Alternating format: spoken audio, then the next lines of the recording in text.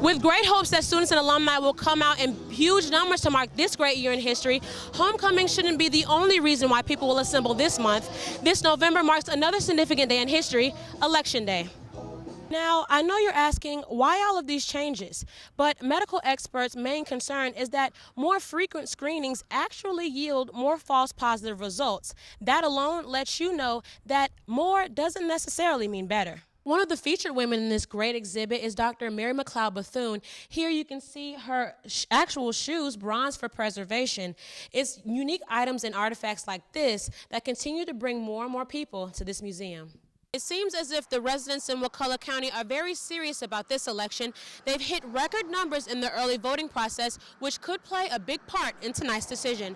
Reporting in Wakulla for the FAMU News 20 Election Special, I'm Jasmine Harris. Looking for a sign? Well, there are plenty of them out as hopefuls campaign during this election season. Wakulla County is looking for its new elected officials in the Sheriff's Department, on the Board of Commissioners, and School Board, to name a few. But it seems like the county may not have to stray too far away from who's already in place. County Administrator David Edwards says Wakulla is on the up and up. Well, over the past 2 years, we have went from a minus $2 million deficit to a positive $1 million deficit in the county.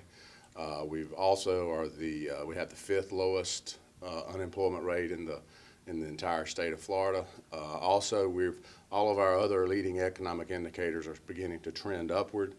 But some residents in Wakulla aren't feeling the effects of those positive trends within the county. Residents Todd Powers and Julie Sutherland both say they haven't reaped the benefits. We haven't seen that yet, to be honest. There's probably 850,000 people in the state of Florida without jobs, 23 million in the United States, and it hasn't turned around at all, to be honest. Well, I have lived in Wakulla County for almost 3.5 years. I am a little worried about the economy. I see some of it growing, but not enough. Yet and still, the Board of Commissioners believe that their proposed 5-year plan that will take effect this year will help lower the burden on taxpayers. Their main concern is to make sure that Wakulla continues to grow financially to help promote its businesses and increase jobs. And residents will decide who the best candidates are to get that job done. The Black Archives on FAMU's campus is opening its newest exhibit titled Her Story, Phenomenal Women of Color, Courage, and Compassion. Black Archives docent Crystal Harper says the museum's hard work paid off. When it came to choosing the name, that was something that we struggled with for a while, but we feel like we've finally put together something that really captures the spirit of the exhibit and what we were really trying to get people to understand and experience. The exhibit takes a closer look into Black women throughout history and their progression. It's set up in chronological order purposely to tell a story. One of the featured women in this great exhibit is Dr. Mary McLeod Bethune. Here you can see her actual shoes bronzed for preservation. It's unique items and artifacts like this that continue to bring more and more people to this museum. Zora Neale Hurston is also featured in this particular exhibit. Other women highlighted are Sojourner Truth, Hattie McDaniels, and Madam C.J. Walker, to name a few. Black Archives curator and archivist Dr. Dawson says what she is hoping people will learn from the exhibit.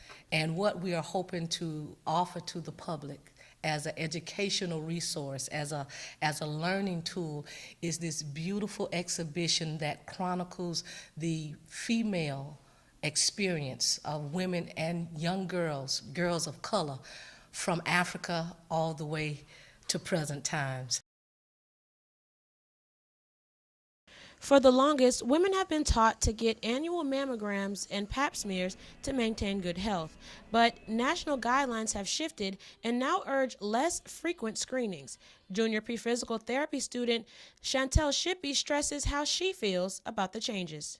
We tend to go to the doctor or the emergency room like too much, and that is a problem, you know, when stuff can go back to preventative care. Now that we do have the new healthcare reform and act and on its way, we can go because we have the actual options now, but we don't need to go as much.